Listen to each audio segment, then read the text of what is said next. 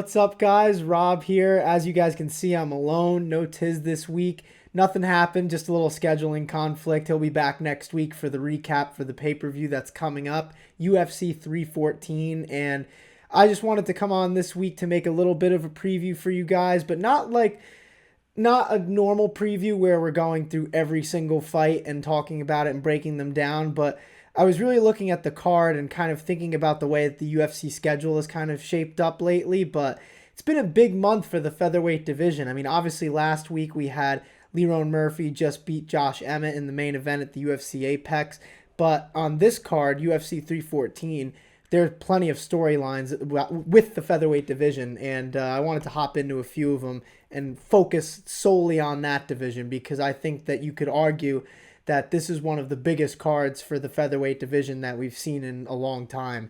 And to start off with the main event, obviously, Alexander Volkanovski versus Diego Lopes. For both men, this is a huge fight, especially for Volk, though. You could argue that this is a do-or-die type of fight.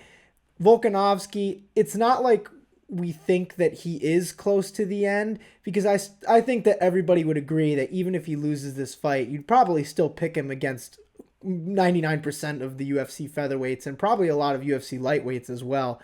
But it's not really a matter of skill, it's a matter of why. And, Volk has lost 3 of his last 4, albeit all of those losses are to talented current champions, twice to Islam Makhachev, once to Ilia Topuria. But if he loses this fight versus Lopes, where does he go and what does he need to prove? Well, in terms of what he needs to prove, I think everybody would agree he needs to prove nothing because I think you could argue that he is already the greatest featherweight of all time. Even with the loss to Ilia, I don't think that changes, especially now that Ilia is out of the division. It's just like he's 36. He's a huge star inside and out of the octagon.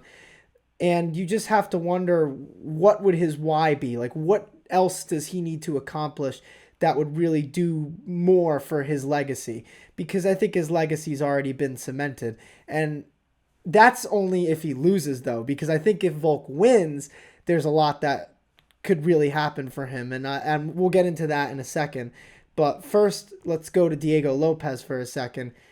Diego Lopes, for a guy who is going into his first UFC title fight, really doesn't have a crazy amount of pressure on him. It seems like a lot of the pressure right now is on Volk because the stakes are so high if Volk loses this fight. Diego Lopes, obviously, if he loses, he loses a title shot and has to work his way back. But for a guy like that who's super exciting in the cage, I don't think it'll really be that long of a road as long as he keeps winning fights. That's, if he loses. But if he wins, I mean, hey, you just beat Alexander Volkanovski, probably the greatest featherweight of all time. And that would make Diego Lopes a household name. And people already love Diego Lopes just because of his style. And he's such a fun fighter to watch. He's ultra aggressive, which I think will either be what wins this fight for him or what will be his demise. I think where Volk is at will kind of determine that because Volk is so technical. And I think that he could take Lopes into the deep waters in, the championship rounds and really do a number on his cardio. But the thing is, we don't know if this is going to be the Volk that we know and love because of recent history. And, considering that Volk has been knocked out multiple times in his last few fights, you have to wonder what will happen if Diego Lopes can hit him clean early in this fight because when people get knocked out, it's not it's not a choice. It's your body shutting off to kind of prevent you from taking more damage. And now that Volk has suffered multiple bad knockouts now, you have to wonder what his chin is going to be like against someone like Lopes who does have one-shot knockout power.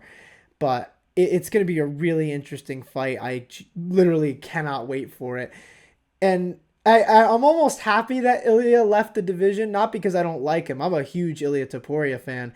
But at the same time, and we've talked about it on the podcast before, but it's like if Ilia Topuria was going to fight Diego Lopes, like, is that a fight we really need? Like, I was just talking about what does this do with Volk's legacy? But, like, if Ilia wins a fight versus Diego Lopes, it's like he just beat Max Holloway and Volk back to back. And it's like, what does a Lopes win really add to that? Like, you already just beat the top two featherweights of all time, unless you want to put Aldo in there, but, arguably the top two featherweights of all time.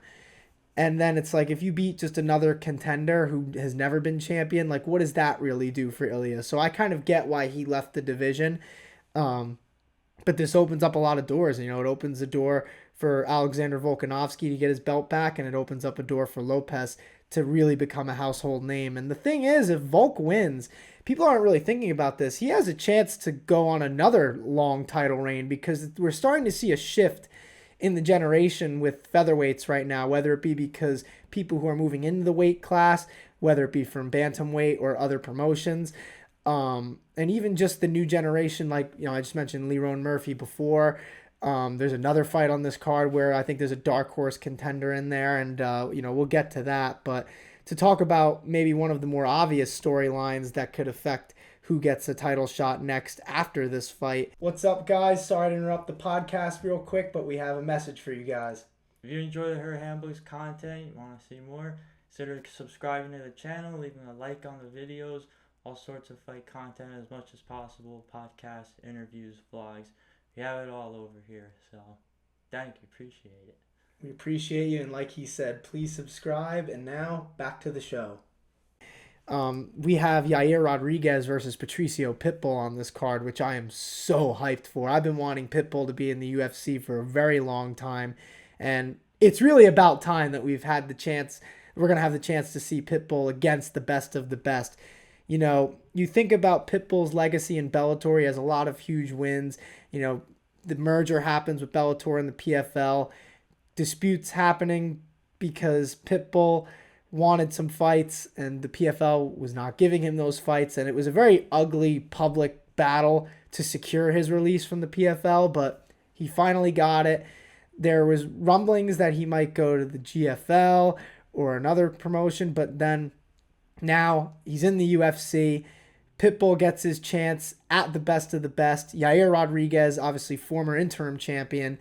I think this is an amazing matchup, honestly, stylistically and just in terms of like what this does for the division, because Patricio Pitbull, like I said, he's earned his shot at the best, and Yair Rodriguez is right up there with the best. And I think if Pitbull can get a win over Yair, it's hard to argue against a title shot for Patricio Pitbull. And I think that a title shot for Pitbull could be in the cards if Volk or Lopes gets the win, because if Volk wins, well, he's never fought Pitbull, and that was a fight that we wanted to see a while back. And when Volk was on his initial run as champion and Pitbull was still in Bellator and, then eventually the PFL, that was always like the big super fight that people would talk about at 145. Who would win that fight, Volk or Pitbull? And, there's a chance we might be able to see it depending on the outcome of the main event and also this fight. But I think Pitbull's in a position where he could definitely leverage a big win into a title shot. But the thing is, for Yair Rodriguez, he's defending the UFC status in this one, and that longtime UFC contenders do not want to lose to the new guy coming in from the other promotion. They want to steal that hype, and they want to take it for themselves. And I think Yair's another one who really could get another shot at the title with an impressive win in this one. I think it's more likely that Yair would get a title shot immediately if Lopes wins in the main event versus Volk, because obviously Yair fought Volk already. We know how that went. But if Lopes wins, that's a fight that could really be interesting, in my opinion. And Yair is such a big name in the sport at this point. He's such an exciting fighter. He has some of the most creative striking I think we've ever seen in the UFC. And, I don't think that the UFC would ever be mad at Yair Rodriguez getting another title shot. And, but yeah, that's basically where my head is at with the co-main event. I'm super excited to see Pitbull's UFC debut, and I'm excited to see what he can do against the best of the best. And Yair is going to test him, that's for sure. And I really, really cannot wait for this fight. It's tough because I'm excited for this whole card. This card is stacked from the prelims all the way to the main event, in case you guys don't know. But the fight that honestly is most exciting to me, and I might be a bit of a homer for the fighting nerds, but Bryce Mitchell versus John Silva, that's a big fight for 145. And I mentioned dark horses before. John Silva is a dark horse at 145 right now. He has that type of style that's so exciting and fans could get behind. And I really think that with a big win over Bryce Mitchell, he can move through the ranks at 145 very, very quickly, because I think the UFC is very into this fighting nerds surge that we have here. And I think you could argue that John Silva is their most exciting prospect. Like I said, he's got a fan-friendly style. He's a really good striker, and he's also really good at grappling, although he doesn't really need to use it as much considering that he's so dangerous on the feet. He's really good on the mic. He's fighting a big name in Bryce Mitchell, and I think with a big win here, he can catapult himself into the top 10. And as far as Bryce Mitchell's concerned, I think that he's in a weird spot, and I think we could all agree with that, because he's kind of one of those guys who's hovering around the upper echelon at featherweight. I'm about to look where he's ranked. He's ranked number 13 right now, so he's kind of hovering in that top 15, but I think a lot of people respect Bryce Mitchell, especially his grappling. But you have to think about the outside the cage stuff. It just feels like all the headlines with Bryce Mitchell lately are not good ones. And to be fair, they're all self-caused. And I think that if Bryce Mitchell could get a win over John Silva and stop this hype train, I think that would be a cool way to clean the slate and maybe shake some of those negative headlines. You're going to have people who despise him no matter what. And I honestly would say rightfully so. Some of the things that he said are quite frankly disgusting. But, and personally, I'm not a very big fan of him. I'm a fan of him in the cage, but very much not outside the cage. But the thing is, in MMA, you can kind of get away with more than you would in any other sport. And the thing is, fans have a short memory. And I think with a big win over John Silva, stopping that hype train, I really think that could clean his slate for probably like 90% of MMA fans. And even besides like the storylines for each fighter, just this matchup in general, there's so much hype behind it. I mean, we saw what happened when they had the press conference when John was barking at him. He brought out the globe. And Bryce, obviously was not happy about that. I think he's since said that he believes that John Silva is possessed by demons. And, you guys can think what you want there. But that's going to be a really good one, because this fight has a lot of heat behind it. And I think both guys have a very exciting style. And no matter who comes out on top in this fight, I think that we're going to get a really exciting one. And yeah, I mean, honestly, me personally, this is the fight that I'm most excited for, because I think that it really is going to matter for the future of the featherweight division, no matter who wins. And before we go here, I did just want to talk about one last fight, and it's a bit of a sleeper fight. It's on the prelims, also at featherweight, Dan Ige versus Sean Woodson. I just wanted to talk about this because, I was just talking about dark horses with John Silva. Sean Woodson, I mean, that's another dark horse at 145. He's 13-1-1. He has such an awkward style because of how long he is. And, Dan Ige, he's a very well-respected name at featherweight. And I think if Woodson gets a win over him, Dan Ige is ranked number 15 right now. So I think if Woodson can get a win over him, he'll be in the rankings most likely. And even if he's not, his next fight is going to be somebody higher ranked again. This is a big shot for Sean Woodson. I think that this is a position where he could get the win. But then again, Dan 50K Ige, he's one of those guys you can never count out of a fight. He just has he's such a dog in there. Like he's a brawler, but he also has really good wrestling, and he has such heavy hands for a featherweight, and he really does have that one-shot knockout power. Woodson can't make any mistakes on the feet, or he might end up unconscious. But the thing is, I really do think that Woodson is going to be a good fighter at 145, and I think he has a lot of potential. And with a win over Dan Ige, he's another one who I think could move through the division very fast.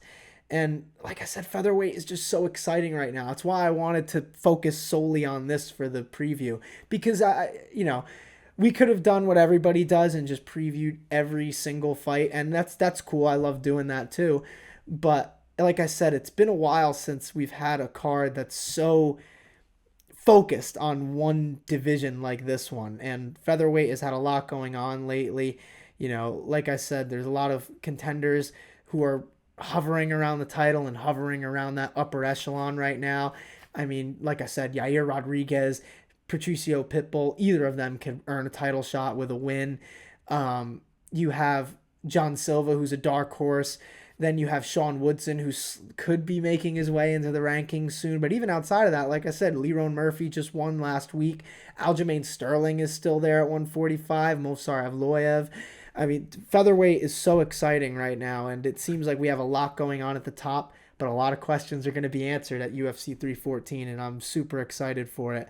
And yeah, that'll be it. Just wanted to preview this real quick, talking about all the storylines happening at 145 on this card. And yeah, we'll be back next week with the recap. Tiz will be back, as I'm sure a lot of you will be excited for. And yeah, we can't wait to talk about it. So we'll see y'all then.